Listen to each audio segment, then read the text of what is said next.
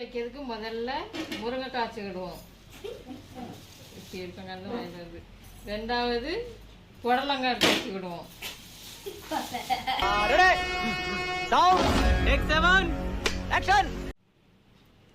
இப்போ நம்ம அவியல் கூட்டு வைக்க போகிறோம். முதல்ல வாழைக்காய் எடுத்து வச்சுக்கிடுவோம். ரெண்டாவது முருங்கைக்காய், மூணாவது புடலங்காய், நாலாவது இது என்னது अबे जल्दी बोल, कल सुबह पनवेल निकलना है. கேரட், நாலாவது கேரட் எடுத்து வச்சுக்கிடுவோம். அவியல் கூட்டு வைக்க முதல்ல நம்ம புடலங்காய் வச்சுக்கிடுவோம்.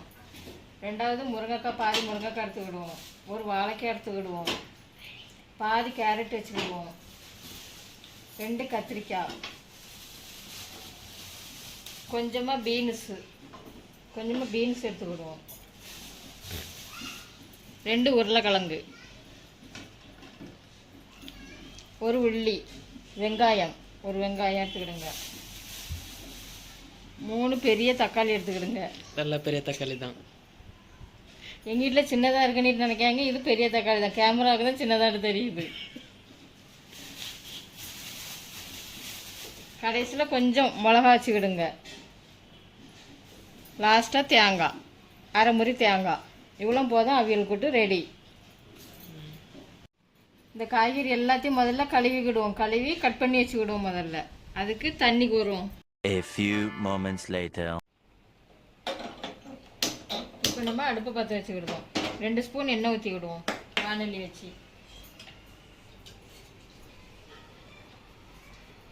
1 2 எண்ணெய் சூடாகட்டும். சூடாகின பிறகு கடுகு போடுவோம். ரைட்டா? நோ.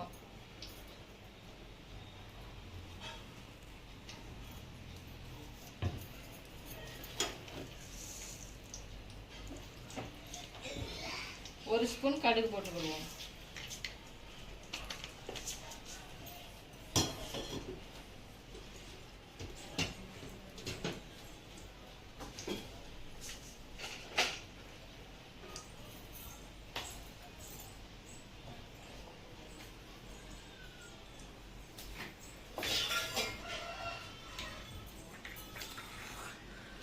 கடுகு பொரிஞ்ச பிறகு வெங்காயம் போடுவோம். இதுதான் பொரியுது.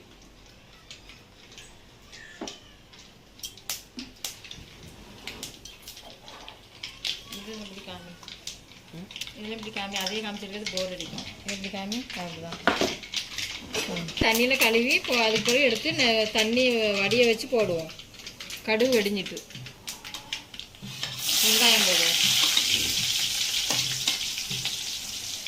அடுத்தது கருவேப்பிலை. கப்புட்டி குட்டி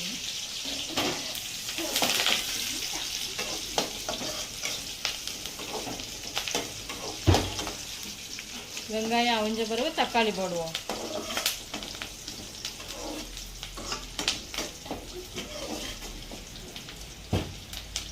ஒரு நிமிஷம் வெங்காயம் வேகட்டும். அது பிறகு தக்காளி போடுவோம்.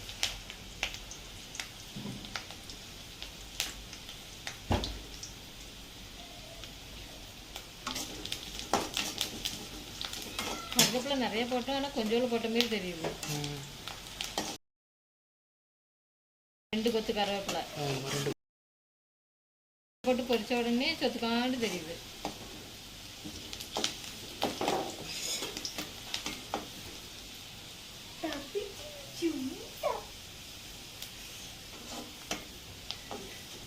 பொன்னிறமாக வந்த பிறகு தக்காளி போட்டு வதக்கணும்.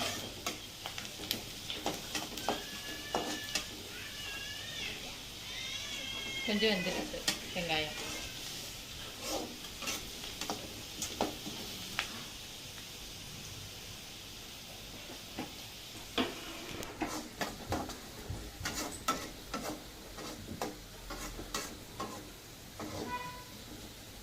இப்போ தக்காளி போட்டுக்கிடுவோம்.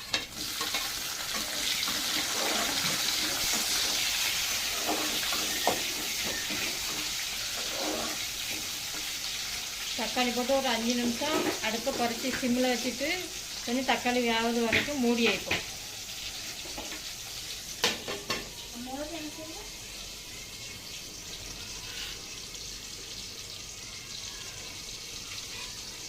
ஒரு 5 நிமிஷம் தக்காளி வேகட்டும்.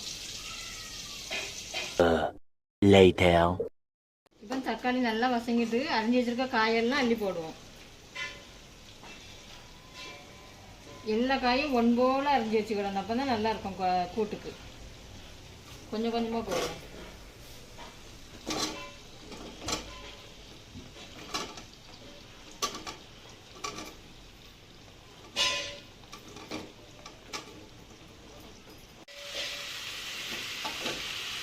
தண்ணி இல்லாமல் வடித்து வச்சுக்கிட்டுங்க.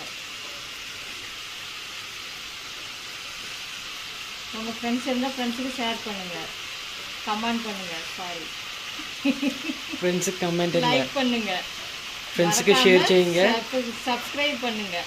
ஃப்ரெண்ட்ஸுக்கு நாங்கள் போடுற வீடியோ உடனே வரும். ஃப்ரெண்ட்ஸுக்கு ஷேர் செய்யுங்க, கமெண்ட் பண்ணுங்க, சப்ஸ்கிரைப் செய்யுங்க. எதுக்கு?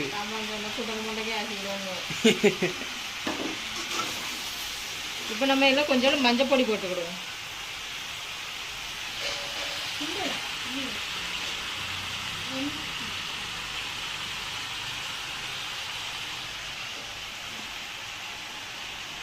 கொஞ்சமாக, நிறைய போடக்கூடாது, கொஞ்சமாக மஞ்சள் பொடி போட்டுக்கிடுவோம். இந்த டப்பா மீஷோவில் வாங்கின டப்பா அழகாக இருக்குது.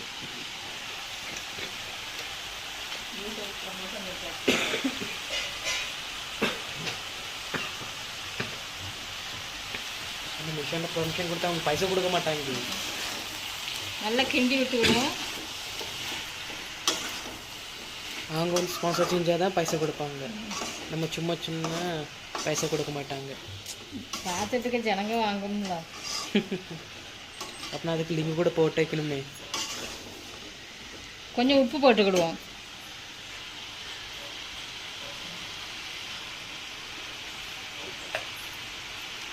கல் உப்பு போடுங்க, அப்போ தான் டேஸ்ட்டாக இருக்கும் கூட்டு. பொடி உப்பு போட்டால் டேஸ்ட் வராது.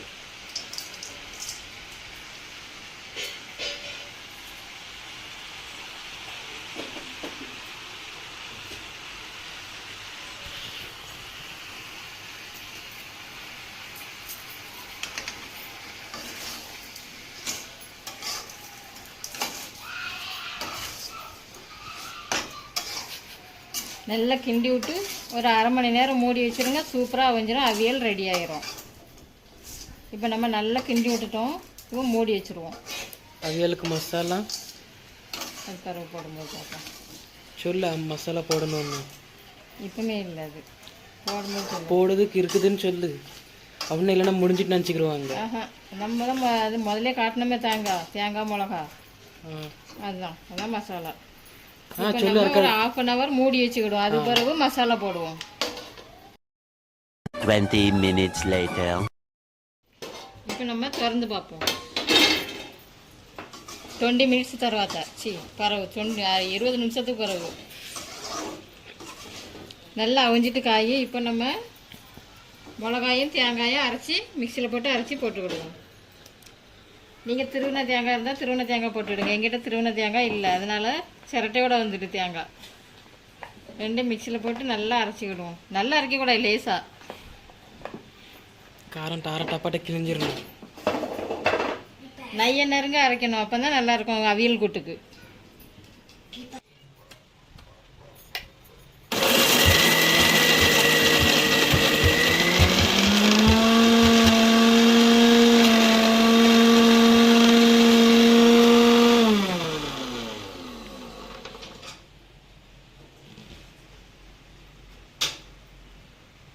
இன்னும் கொஞ்சம் அரைச்சிக்கிடுவோம். நல்லா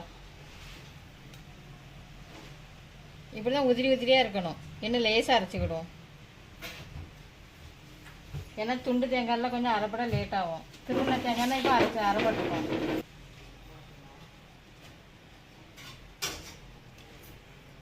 கொஞ்சம் தண்ணி ஊற்றி அரைச்சிக்கிடுவோம்.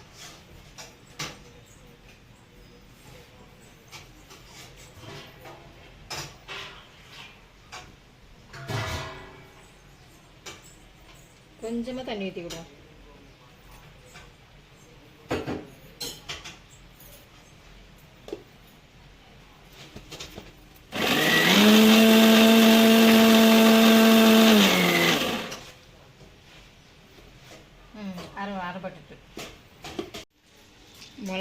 உப்பு காணாதுன்னு நினைக்கிறேன். தட்டிக்கிடுவோம். என்னாச்சு? இப்போ நம்ம அரைச்சி வச்சுருக்க மசாலாவை தட்டிக்கிடுவோம். தேங்காவும் மிளகாவும் தான், வேறு எதுவுமே இல்லை மசாலாவுக்கு.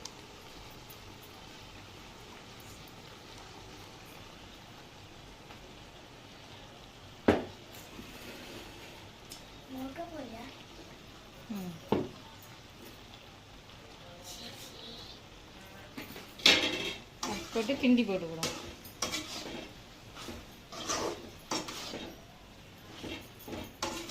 கிண்டி போட்டுக்கிறோம், கிண்டிக்கிடுவோம். கிண்டி விட்டுக்கிடுவோம். கிண்டி விட்டுட்டு கொஞ்சோண்டு மசாலா அரைச்சா தண்ணி ஊற்றிக்கிடுவோம்.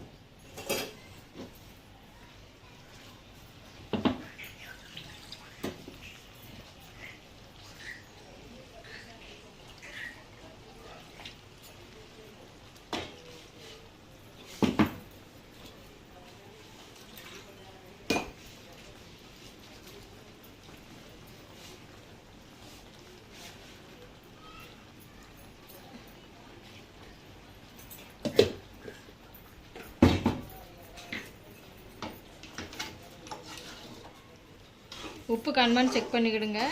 உப்பு காணாட்ட இந்த நேரத்தில் போட்டுக்கலாம், நல்லாயிருக்கும். மஞ்சள் அதிகமாக போடாதுங்க, கொஞ்சமாக போடுங்க. ஏன்னா இதுக்கு மஞ்சளே போடக்கூடாது. நான் கலர் கோசம் போட்டிருக்கேன்.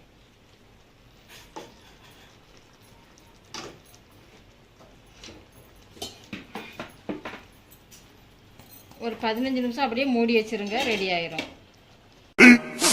15 minutes later. இப்போ நம்மளுக்கு கூட்டு ரெடி ஆகிட்டு, அவியல் கூட்டு ரெடி ஆகிட்டு. இதில் லாஸ்ட்டில் கொஞ்சோண்டு கருவேப்பிலை போட்டு லேசாக கிண்டி விட்டுக்கிடுவோம்.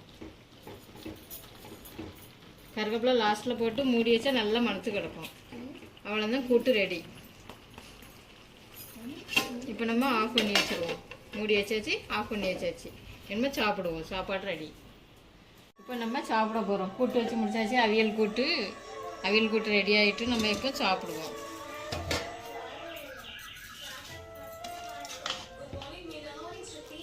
எப்படி வருது வேறு.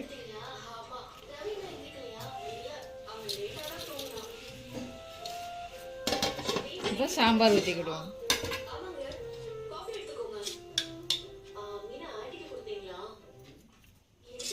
இலவங்காய் போட்ட சாம்பார்.